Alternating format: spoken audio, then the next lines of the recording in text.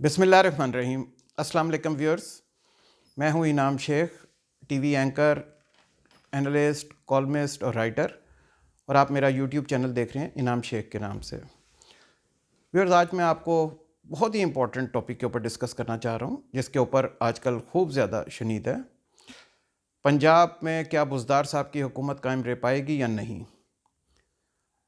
इसके ऊपर अगर आप एनालिसिस कीजिए तो पता ये लगेगा कि चंद माह पहले मुस्लिम लीग नून की क़यादत की तरफ से राब्ते किए गए मुस्लिम लीग काफ की क़यादत से, और मुस्लिम लीग काफ की क़यादत को कहा गया कि आप अब वज़ीर आला बन जाइए और हम आपको सपोर्ट करेंगे, और मिनिस्टरशिप की डिटेल्स भी सारी आपस में तय की गई कि किस महकमे की मिनिस्टरशिप किसको मिलेगी।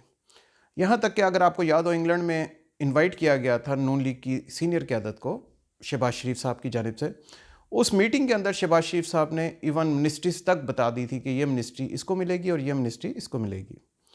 अब थोड़ा सा और डिटेल में चले जाइए तो आपको मालूम पड़ेगा कि ये सारी मुलाकातों को शुरू करवाने के अंदर आसिफ अली ज़रदारी साहब का बहुत बड़ा हाथ है। आसिफ अली ज़रदारी साहब वो शख्सियत हैं जिन्होंने काफ लीग को आमादा किया कि वो नून लीग के साथ इत्तेहाद में चले आएँ। अब काफ लीग और नून लीग का ये आपस का इत्तेहाद, अगर ये कहूँ कि आसिफ अली ज़रदारी साहब की मरहून मिन्नत है तो गलत ना होगा। जब जर्मनी में आपको याद होगा चोई शुजात साहब का इलाज चल रहा था, तो उस वक़्त नून लीग की क़यादत की तरफ से नुमाइंदे भेजे गए और उधर बातचीत हुई। उसके बाद फिर पाकिस्तान में भी इसी तरह बातचीत राब्ते किए गए और आपस में तय कर लिया गया कि हम इस तरीके से आगे चलेंगे। थोड़ा सा नाज़रीन प्रोज एंड कॉन्स भी देख लीजिए कि अगर काफ लीग की हुकूमत यानी कि परवेज़ इलाही साहब वज़ीर आला आते हैं तो उनको क्या फ़वाइद हैं और क्या नुकसान आते हैं। सबसे पहले फ़वाइद पे आ जाइए तो ज़ाहिर है नून लीग से कुर्बतें बढ़ेंगी, हुकूमत मिल जाएगी, वज़ीर आलाशिप मिल जाएगी, चीफ मिनिस्टरशिप के साथ साथ मिनिस्ट्रीज़ मिलेंगी, और इतनी कम सीटों के साथ उनको ज़्यादा फ़वाइद मिल जाएंगे। दूसरी तरफ अगर कौन की तरफ आइए तो आपको आइडिया हो जाएगा कि उनके ऊपर एक बहुत बड़ी तलवार लटकेगी कि महंगाई का जिन किस तरह काबू करेंगे, ये मामलात जो ख़राब हुए हैं इसको किस तरह काबू करेंगे, लाहौर में जो कचरा है उसको किस तरह दूर करेंगे, और बहुत सारे मसाइल हैं जिनके ऊपर वो काफ़ी उनको प्रॉब्लम आएंगी।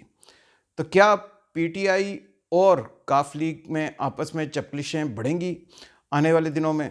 मुझे ये लगता है कि ये चपलिशें बढ़ेंगी और मामलात मज़ीद होंगे अभी, लेकिन काफ लीग अभी इतनी जल्दी नहीं करेगी कि वह वज़ीर आलाशिप की तरफ चली जाए। हालांकि मेरे कई दोस्त एंकर्स कह रहे हैं कि बहुत कभी अमकान है कि बहुत जल्द आप सुनेंगे कि काफ लीग पलटा खा के और वज़ीर आलाशिप की तरफ चली जाएगी। काफ लीग के साथ इत्तेहादी भी कुछ शामिल है, पीटीआई के भी कुछ शामिल हैं और नून लीग भी शामिल है। दूसरी तरफ मेरा ये ज़ाती ख्याल है कि मुझे ये लग रहा है कि शायद अभी काफ लीग थोड़ा सा टाइम लेगी। वो चाहेंगे कि हालात ज़रा मामूल पे आ जाएं, उसके बाद फिर अगर उनको मौका मिले तो ज़ाहिर अभी 1 साल 7 माह हुए हैं, वो चाहेंगे 2.5 साल गुजर जाएं और 2.5 साल के बाद फिर उनको मौका मिले और फिर वो आएँ, तो वो कहने वाले होंगे कि ये पिछली हुकूमत ने काम किए हैं जिसकी वजह से उनको मोरदुल इल्ज़ाम न ठहराया जाए। तो ये ओवरऑल सिनेरियो चेंज होता हुआ लग रहा है। इसमें काफ़ी सारी चेंजेस आएंगी, वो हम आपको टाइमली एब्रेस्ट करेंगे। मच लव, अल्लाह हाफिज़।